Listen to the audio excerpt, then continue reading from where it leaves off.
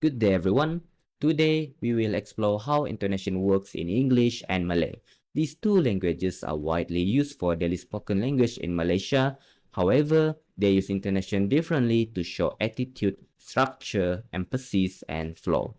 My name is Farhan, and I will be introducing what intonation is, followed by a brief overview of its four key functions: attitudinal, grammatical, accentual, and discourse, as used in both English and Malay. These four functions will be explained by the other members of Group 8. So, what is intonation? Intonation is a fundamental feature of spoken language. It refers to the variation of pitch that we produce, which is the rise and the fall of our voice when we speak. This speech movement not only reflects our pronunciation, it helps express emotions, highlight important ideas, and guide listeners through what we are saying.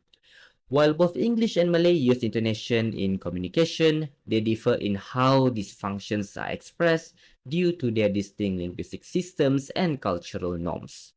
Now, let's take a quick look at the four functions of intonation. First, the attitudinal function helps convey emotions and attitudes like joy, surprise, or sarcasm. Secondly, the grammatical function uses pitch to indicate sentence types such as statements or questions.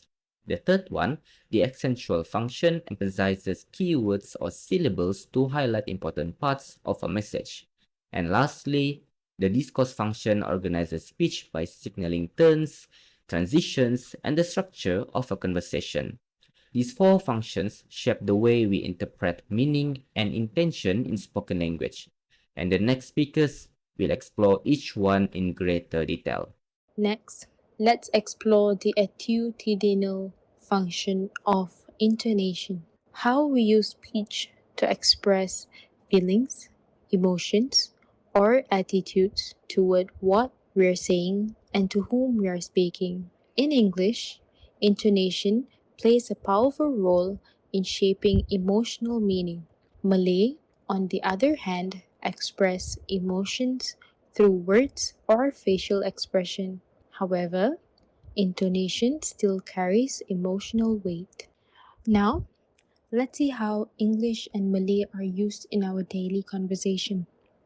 For English, the phrase, "you are coming with us," can sound polite and uncertain. With rising intonation, "you're coming with us."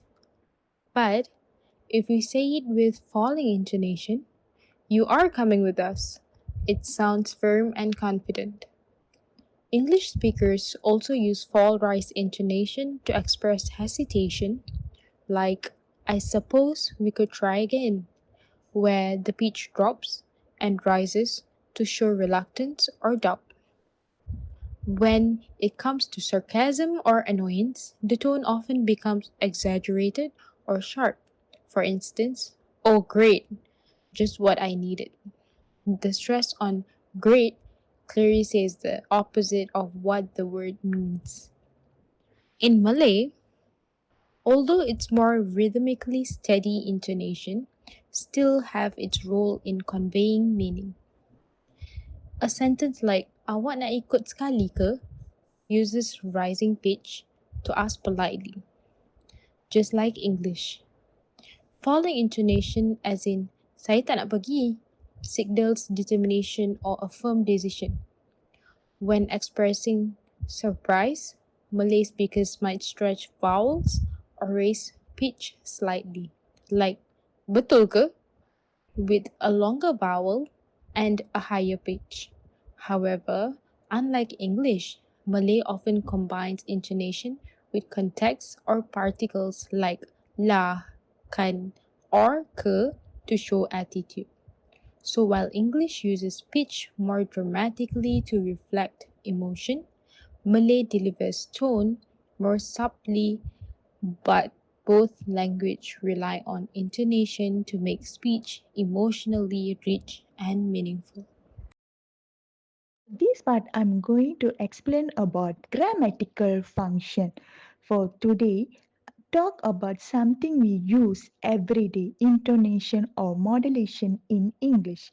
Intonation is the rise and fall of our voice when we speak, and it's just about how we sound.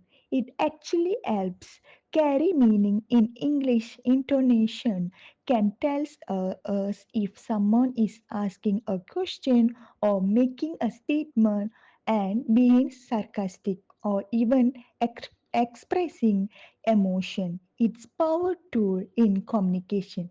Let's take a simple sentence. You are coming. If I say it with a falling tone, you are coming, it sounds like statement, but if I raise my pitch at the end, you are coming, suddenly it becomes yes or no question. That small change in the tone of your voice changes the meaning even though the words stay the same. And real life example and function. Let's see how this works in real life situation. So a friend tells you, I did not take your phone, depending on which word they stress and how the tone changes the meaning. And if stress, I did not take your phone, they might be implying someone else did. If they stress did not, I did not take your phone, they are emphasizing their Daniel. And of course, if their tone its increase, it could be sounds like they are unsure or asking an confirmation. This is show how the intonation works grammatical and emotionally. Speaker focus on the speaker attitude or even the truth behind the someone's words. English uses intonation to structure speech, especially in the conversation, take questions, and expressing confidence or doubt. It's much more just tone of your voice. Construct with the Malay and conclusion. Now let's compare this briefly with Malay. In Malay grammar is often show true sentence particles like ka and or kan, not just the intonation. For example, to ask are you going, a Malay speaker might say awak pergi ke. The particular ke makes it clear its question. So even without changing the tone, so in Malay insertion, the grammatical function support meaning but does not usually define grammar like it does in English. In conclusion, understanding in grammatical function helps us become a better speaker and listener in English. So next time you speak, notice how voice are tone is increase and fall, it might just change everything. Next, let's look at the accentual function of intonation. How pitch and tone help us emphasize certain words to clarify meaning and avoid ambiguity. In English, intonation not only conveys the speaker's tone, but also helps highlight key information. For example, let's take this question, do you want to fall into the trap? If we emphasize fall, it highlights the action itself. But if we emphasize trap, it shifts focus to the consequence, where the person might end up. This subtle change in pitch can completely redirect the listener's understanding of the sentence. English also uses rising tones in yes or no questions to signal uncertainty or continuation, like, are you okay? While falling tones usually indicate finality or confidence. Plus, stress on syllables is key in distinguishing meaning. Take the phrase, you may line up to the counter 236. If spoken too quickly, 2 and 2 can sound identical, causing confusion. So, the way a speaker uses stress and pitch becomes essential for clear communication. In contrast, Malay relies less on pitch variation. It is a syllable-time language, so the rhythm is more even. Falling intonation is often used even in yes or no or WH questions. Awak nak pergi ke? Making it sound more like a statement. Malay speakers usually add particles like ke, kan, or lah to add clarity or emotion rather than relying solely on pitch. For instance, saya beli snack lebih, awak nak? The rising tone here signals it is a suggestion, but a clear, falling tone in responses like saya tidak mahu or saya sudah kenyang shows the end of the statement or a firm decision. Overall, English tends to use wider pitch range to emphasize meaning and stress, while Malay uses more rhythmic flow with occasional pitch changes, often supported by contextual cues and particles.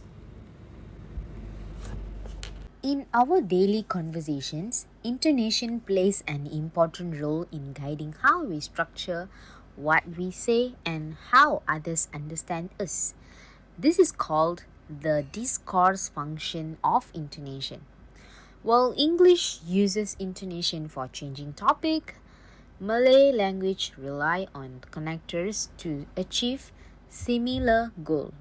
In English, we often use a falling pitch to show that we have finished an idea or it's someone else's turn to speak.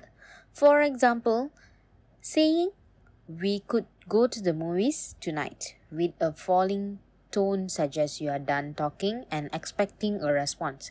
But if you say, I was thinking we could go to the movies tonight with a level or rising tone, it tells the listener that more is coming, like you're still building your point. In Malay, intonation is usually flatter, but the function is similar.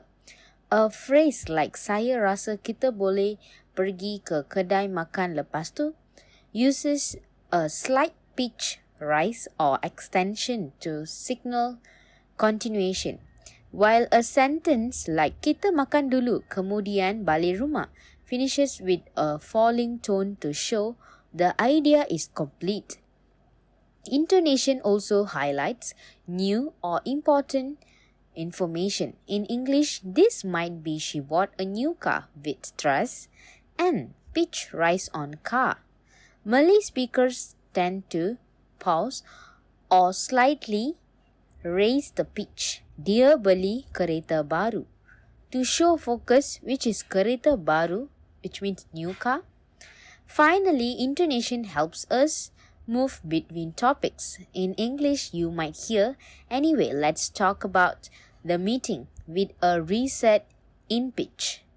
In Malay, okay, sekarang kita bincang pasal esok uses a mild pitch lift to signal a shift in topic. So, whether it's English or Malay, intonation helps organize conversations, express emotions, and guide listeners through our thoughts, making speech clearer and more natural. To conclude, intonation plays a vital role in both English and Malay, but in different ways. English relies heavily on pitch and stress to shape meaning, structure sentences, and express attitudes. Malay, on the other hand, uses intonation more subtly, depending more on particles like lah, ke, and kan. For bilingual speakers, understanding these differences is key to better communication. However, no matter the language, intonation helps connect meaning, emotion, and structure, making it a universal tool in speech. Thank you.